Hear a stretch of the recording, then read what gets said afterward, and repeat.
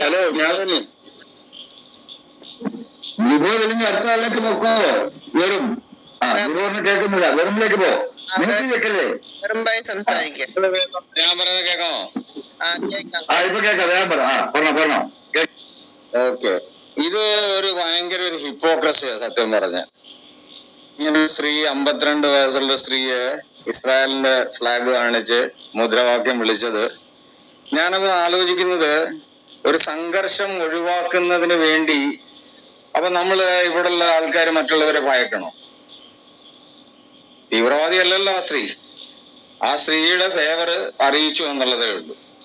ഇവിടെ പല ഇഷ്യൂസ് ഉണ്ട്. ഇപ്പം ബോലോജൻ പറഞ്ഞ്, ഞാനിവിടെ ക്ലബ് ഹൗസ് പണ്ടേ പറഞ്ഞിട്ടുള്ള ഈ റാലിക്കിടയിൽ പോയിട്ട് വേണമായിരുന്ന മാറിയെന്ന് ചെയ്തുകൊണ്ടേയിരുന്നു. എന്റെ പ്രവീൺ ചേട്ടാ കയറി വന്നോണ്ട് സംസാരിക്കാൻ അവസരം കൊടുക്കുക. 1 മണിക്കൂർ 2 മണിക്കൂറായിട്ട് ഇരിക്കുന്നത് നമ്മൾ കുറെ നേരമായിട്ട് ഇവിടെ ഇരിക്കുമ്പോഴത്തേക്ക് ഇയാള് കയറി വന്നിട്ട് ഇടയിൽ പെട്ടെന്ന് അങ്ങോട്ട് കയറി വന്നിട്ട് ഇടയ്ക്ക് ഉണക്കാൻ ഇവിടെ ആരാ അങ്ങനെ സംസാരിക്കില്ല. കൈപ്പള്ളി ഇടയിൽ കയറി സംസാരിക്കില്ലടാ. ഗിബോർ സംസാരിക്കാനുള്ള അവസരം ഗിബോർ ബായുടെ പ്രവീൺ ചേട്ട താഴെപ്പോവും. ഇനി സംസാരിക്കണം പ്ലീസ്. ഗിബോർ ചേട്ടൻ അല്ലല്ല, ഇയാള് കയറിയതിനു ശേഷമാണ് ഞാൻ സംസാരിച്ചത്. ഇവൻ കയറിയതിനു ശേഷമാണ് ഞാൻ സംസാരിച്ചത്. പ്രവീണിനെ താഴെ ഇറക്ക്.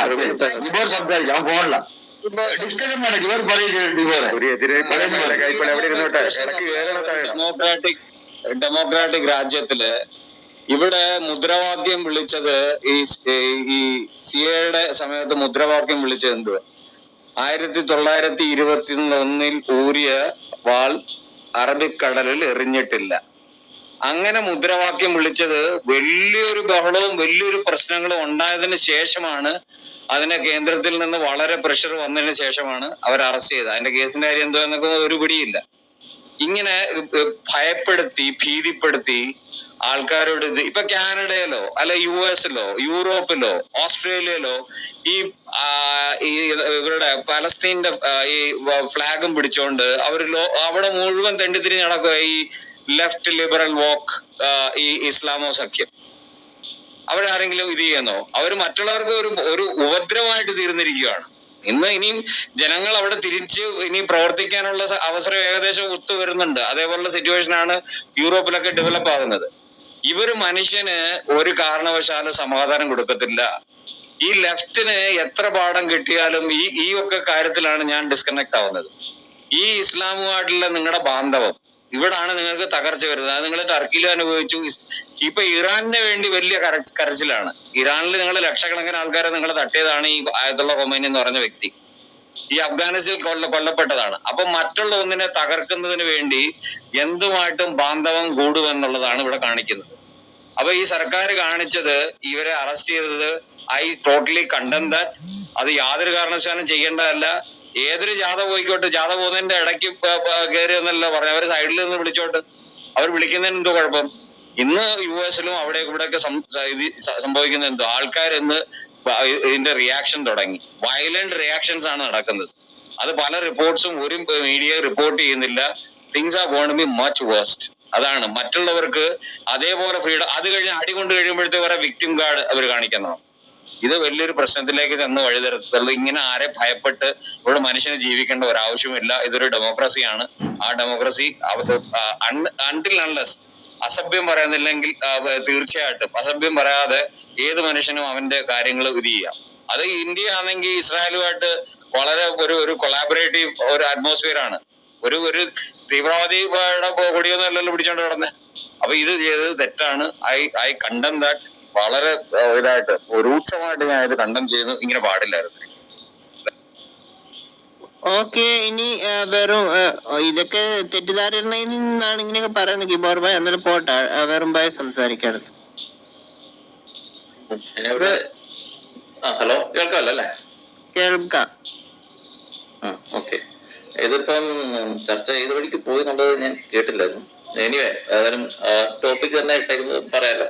ഇപ്പം ഇവിടെ ഈ പറയുന്ന ഒരു സ്ത്രീ മുദ്രാവാക്യം വിളിച്ചു ഒരു സമ്മേളനത്തില് അവരെ അറസ്റ്റ് ചെയ്തു എന്നുള്ളതാണ്. ഈ ഇവര് മുദ്രാവാക്യം വിളിച്ചതിന്റെ റീസൺ എനിക്ക് തോന്നിടത്തോളം ഈ പറഞ്ഞ പോലെ CPM നടത്തിയ സമ്മേളനത്തിനിടയിലോ മറ്റാണ്, യുദ്ധവിരുദ്ധ റാലിക്കിടയില് ആയിരുന്നു. ഈ CPM ഇവിടെ യുദ്ധവിരുദ്ധ റാലി നടത്തിയത് പ്രത്യേക പെർമിഷൻ ഒന്നും ഇല്ലാതായിരുന്നു എന്നുള്ളൊരു വാർത്തയും കൂടെ ഞാൻ ഈ ന്യൂസിനകത്ത് തന്നെ കണ്ടു. കാരണം അവരെയും അറസ്റ്റ് ചെയ്തു എന്നൊക്കെയുള്ളതാണ്. അറസ്റ്റ് ചെയ്ത് കണ്ടില്ല ഞാൻ കേട്ടോ, അറസ്റ്റ് ചെയ്ത് കണ്ടത്. കാരണം അവരെ ഇതുപോലെ താക്കീത് ചെയ്ത് വിട്ടയച്ചു എന്നൊക്കെയുള്ളതാണ് ഞാൻ കണ്ടത്.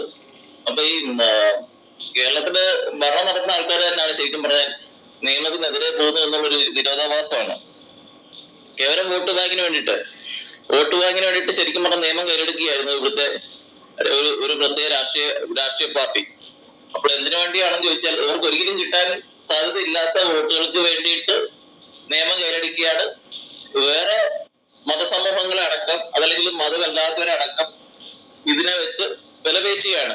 കാരണം ഞങ്ങളുടെ കൂടെ നിന്നില്ലെങ്കിൽ നിങ്ങളെയൊക്കെ തീർത്തുകളെ എന്ന രീതിയിലുള്ള ധാർഷ്ട്യമാണ് ഒരു രാഷ്ട്രീയ പാർട്ടി നിലയിൽ CPM കാണിച്ചു വരുന്നത്. കാരണം ഇതിന്റെ ഒരു സൂചന മാത്രമാണ്. കാരണം ഇപ്പൊ അഭിപ്രായ സ്വാതന്ത്ര്യത്തിന് വേണ്ടിയിട്ടാണ് ഇവര് സംസാരിക്കുന്നതെങ്കിൽ എല്ലാവർക്കും തുല്യ അഭിപ്രായ സ്വാതന്ത്ര്യമാണ് വേണ്ടത്. ഇറാനെ അനുകൂലിക്കുന്ന അല്ലെങ്കിൽ ഹമാസിനെ അനുകൂലിക്കുന്നവർക്കുള്ള അതേ സ്വാതന്ത്ര്യം ഇസ്രായേലിനെ അനുകൂലിക്കാൻ അല്ലെങ്കിൽ സയനിസ്റ്റുകളെ അനുകൂലിക്കുന്നവർക്കും കിട്ടേണ്ടതാണ് അല്ലെ? അതല്ലെങ്കിൽ ഇവിടെ ഈ പറയുന്ന RSS അനുഭാവികൾക്ക് കിട്ടണം. അതല്ലെങ്കിൽ ഇവിടുത്തെ കാസ എന്ന് പറയുന്ന സംഘടനയുടെ അംഗങ്ങൾക്ക് കിട്ടണം. അപ്പൊ അഭിപ്രായ സ്വാതന്ത്ര്യം അങ്ങനെ അവർ പറയുന്നുണ്ടെങ്കിൽ എല്ലാവർക്കും കൊടുക്കേണ്ടി വരും. ഇവരുടെ എല്ലാ അഭിപ്രായങ്ങൾ പൊതുനേരത്തിൽ പ്രകടിപ്പിക്കാനുള്ള അവസരം ഇവർക്ക് കൊടുക്കേണ്ടി വരും. ഒന്നുകിൽ അഭിപ്രായം ഈ സ്വാതന്ത്ര്യം എന്ന് പറയുന്ന സാധനം എല്ലാവർക്കും തുല്യമായിട്ട് കൊടുക്കണം, അതല്ലെങ്കിൽ ഇവർക്ക് കുറച്ച് നിയമങ്ങൾ ഉണ്ടാക്കേണ്ടി വരും. അഭിപ്രായ സ്വാതന്ത്ര്യം എന്തിലൊക്കെ ആവാം, എന്തിലൊക്കെ പാടില്ല എന്നുള്ളതാണ്. അതൊന്നാമതായിട്ട് ഇവര് തന്നെ പാലിക്കാൻ കഴിയണം.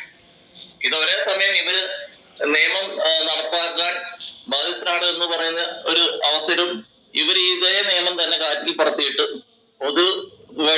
പൊതുനിരത്തിലാണ് ഇവര് പ്രകടനം നടത്തുന്നത് പറയുന്നത്. പൊതുനിരത്തിലൊക്കെ പ്രകടനം നടത്തുമ്പോൾ അതിന് പ്രത്യേക പെർമിഷൻ കാര്യങ്ങളൊക്കെ ആവശ്യമെന്നുള്ളതാണ് നിയമം പറയുന്നത്.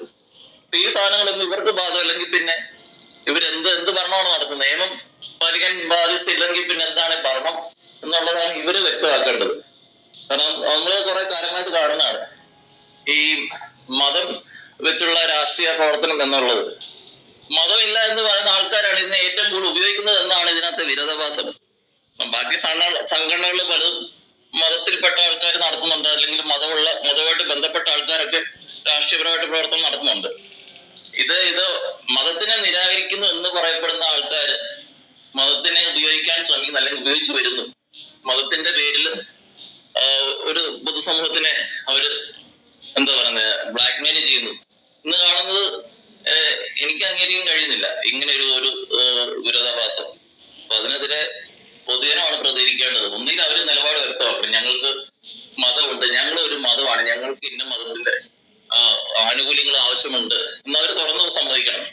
ഇതൊരേ സമയം ഞങ്ങൾക്ക് മതമില്ല എന്ന് പറയും, അതേസമയം തന്നെ മതത്തിനെ ഉപയോഗിച്ചിട്ട് ഭരണത്തിലെ പല കാര്യങ്ങൾക്കും അവരെ ഉപയോഗപ്പെടുത്തുകയും അല്ലെങ്കിൽ ഭരണത്തിലേക്ക് വരാൻ അതിനെ ഉപയോഗിക്കുകയും അതിനുവേണ്ട പ്രീണനം നടത്തുകയും ഒക്കെ ചെയ്യുന്നത് എനിക്ക് തോന്നുന്നില്ല ഇത് അങ്ങനെ അനുവദിക്കാൻ കഴിയുന്ന, അല്ലെങ്കിൽ അത് നല്ലൊരു പ്രവണതയാണെന്നുള്ളത്. ഇതാണ് എനിക്ക് പറയാനുള്ളത്. ഇപ്പം ചെറിയൊരു അനൗൺസ്മെന്റ് ഇവിടുന്ന് റിവ്യൂ അടിക്കുമെന്നുള്ള